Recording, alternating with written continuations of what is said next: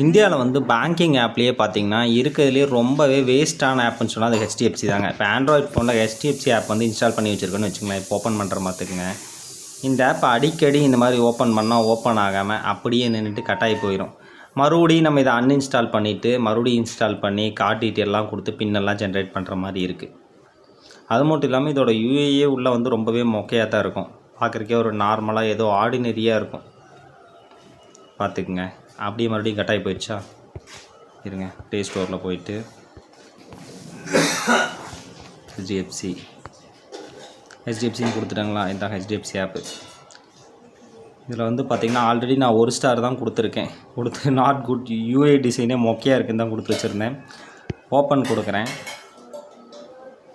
அடிக்கடி இந்த மாதிரி தான் வேஸ்ட்டாக இருக்குது. இதை வந்து எப்படி சொல்கிறது, இது ஏன்டா இந்த ஆப் யூஸ் பண்ணுறோன்ட்டு இருக்குது. அது போக வேறு மொபைல் சேஞ்ச் பண்ணுறோம் அப்படின்னா திடீர்னு இந்த ஃபோன் தொலைஞ்சு போச்சுன்னு வச்சுக்கோங்க, அடுத்த மொபைலில் வந்து லாகின் பண்ணோன்னா லாகினே ஆகாது. ஆல்ரெடி வேறு டிவைஸில் ஆகிருக்கு, பின் நம்பர் செட் பண்ண முடியாமல் அது ஒரு பிரச்சனை.